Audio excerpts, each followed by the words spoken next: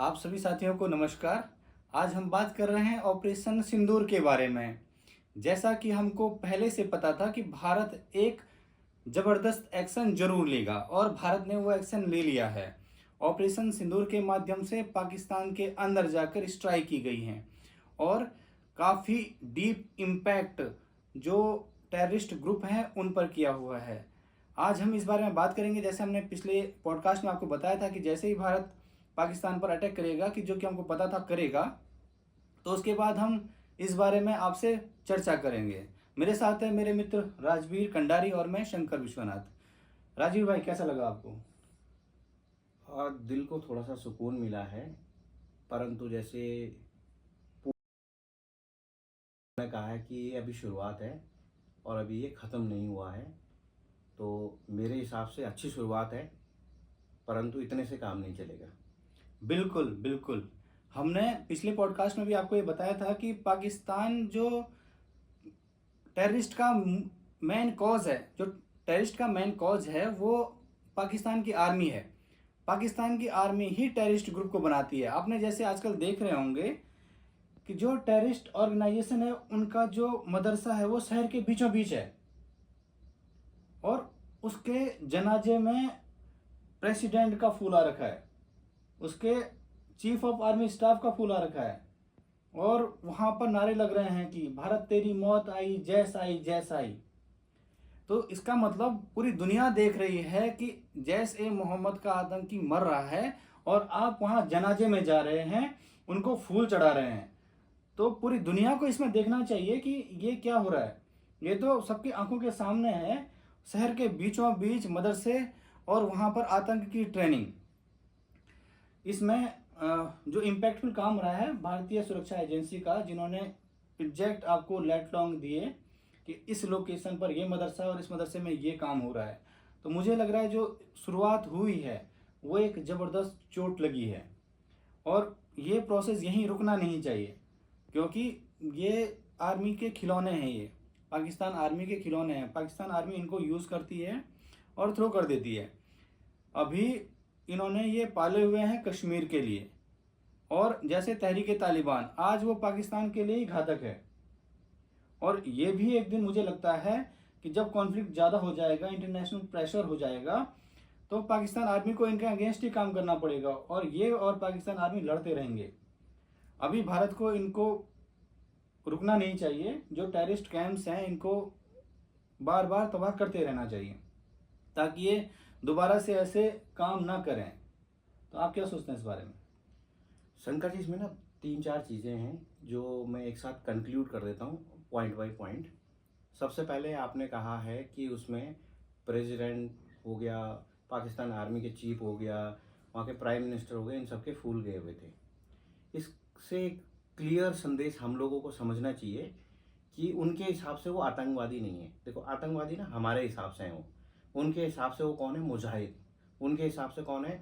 वो वॉरियर, जो कि उनके हिसाब से इस्लाम के लिए लड़ रहे हैं।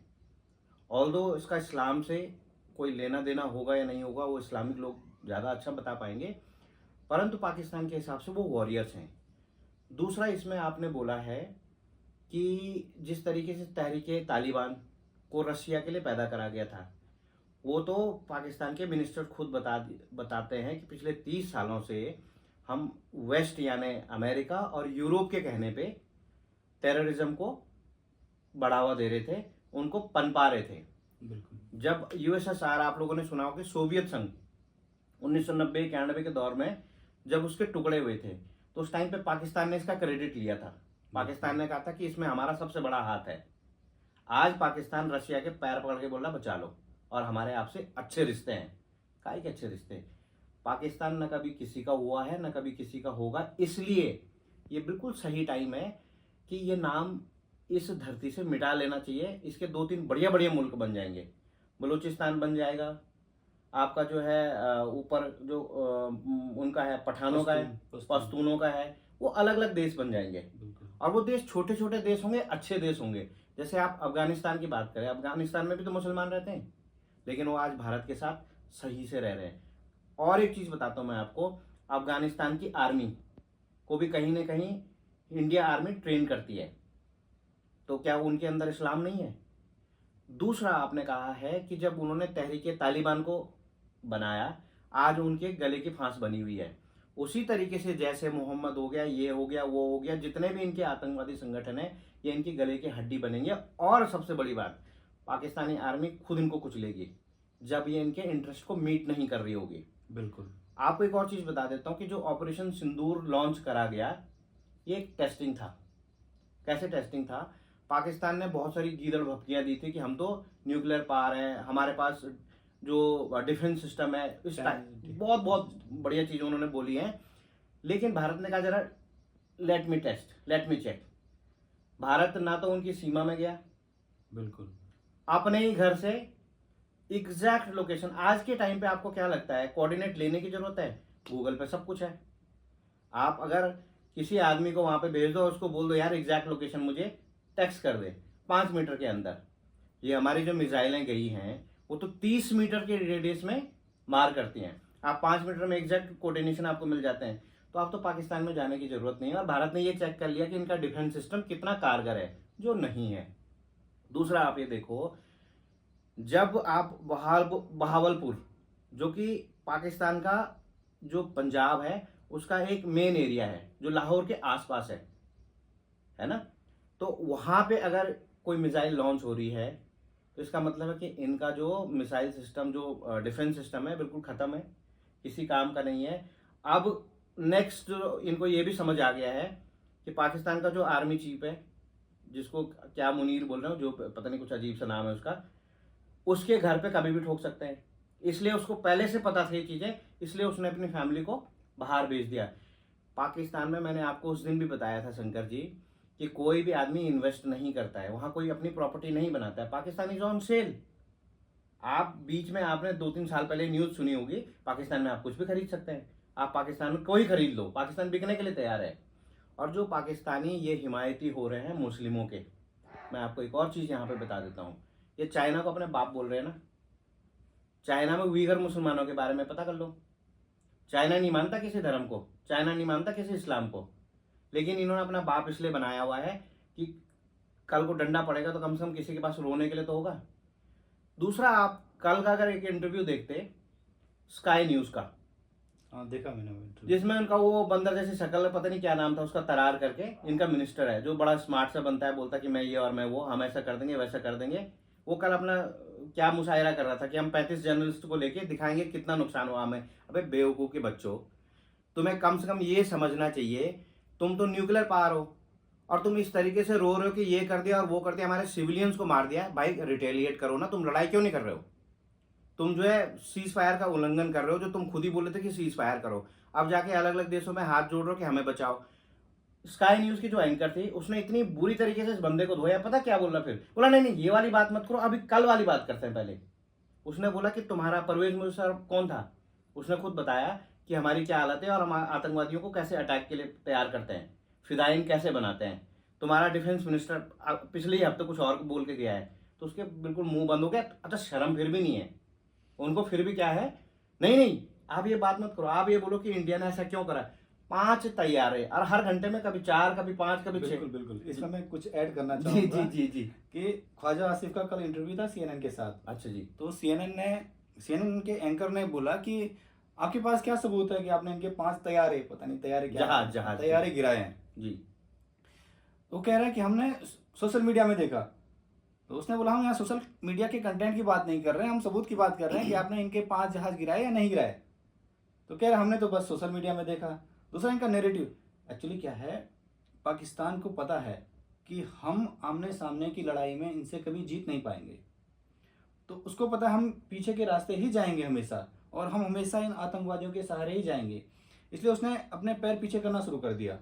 और अभी वो कह रहे हैं कि हम इस पर रुकने के लिए तैयार हैं, और हम अपने देश को ये कह रहे हैं, संसद में कह रहे हैं कि हमने उनके तैयारी गिरा दिए और उनको मुंहतोड़ जवाब दे दिया है। मतलब हम आगे अब इसको एक्सेलेरेट नहीं करेंगे, बात खत्म करो इसको। लेकिन एक तो पाकिस्तान का फेक नैरेटिव, हमको ये समझना चाहिए हमारे देश में, अब वैसे आज सोशल मीडिया है, अगर इतना सोशल मीडिया पे वो फोटो अपलोड नहीं होती तो पाकिस्तान शायद वहाँ भी घेरा बना देता। बालाकोट में क्या हुआ, जैसे ही एयर स्ट्राइक हुई उसके बाद पाकिस्तान ने पूरा एरिया सीज कर दिया और 2-3 दिन में दोबारा से वो बिल्डिंग बना दी वहाँ पे। और जो मीडिया थे, मीडिया को वो दूसरी लोकेशन में ले गया, फिर दिखाया कि यहाँ पेड़ गिरा, यहाँ पे कौवे गिरे, और यही नैरेटिव उसका चलता रहा। पाकिस्तान की जनता यही मानती रही। पाकिस्तान की जनता आज तक ये मानती है कि जितने युद्ध हुए उतने हम जीते हैं। बिल्कुल। और जब 71 का वॉर चल रहा था, पाकिस्तान के 2 टुकड़े हो गए थे, तब भी पाकिस्तानी रेडियो बता रहा था कि हमने त्रिपुरा को अपने कब्जे में कर दिया है। बिल्कुल। 65 के वॉर में ये कह रहे थे कि हमने जगन्नाथपुरी का मंदिर उड़ा दिया है, सोमनाथ का मंदिर उड़ा दिया है। पाकिस्तानी जनता खुश हो रही है कि हमने फिर से एक बार इनके मंदिर तोड़ दिए। लेकिन फिर बाद में, लेकिन जो उनका टेक्स्ट बुक्स है, जो वो बताते हैं, तो वही पाकिस्तान की जनता ऑब्जर्व करती है कि हम सही में हम जितने भी युद्ध हुए हैं, 4.5 युद्ध या वो सारे युद्ध हम जीते हुए हैं। अभी जो इनका ISPR है वो ये कह रहा है कि हमने इनके 5 तैयारे गिरा दिए, साथ में हमने इनका एक ब्रिगेड हेडक्वार्टर पे हमने बम गिरा दिया, हमने अमृतसर में इनका बम गिरा दिया, और हमने इनके जो बॉर्डर लाइन पर जितनी भी पोस्ट थी, पोस्टें उड़ा रखी हैं। लेकिन पाकिस्तान ने क्या कहा था कि उन्होंने सिविलियन को अटैक किया LOC पर। जब रात को 1:05 से 1:30 तक इनसे कुछ नहीं हो पाया, ड्रोन आए उड़ा के चले गए, मिसाइल आई उड़ा के चले गए, तो फिर उन्होंने मॉर्निंग तक हमारे सिविलियन एरिया को अटैक किया, कुछ तो हमको आउटपुट मिले रिटेलिएट करने के लिए फ्रस्ट्रेशन में।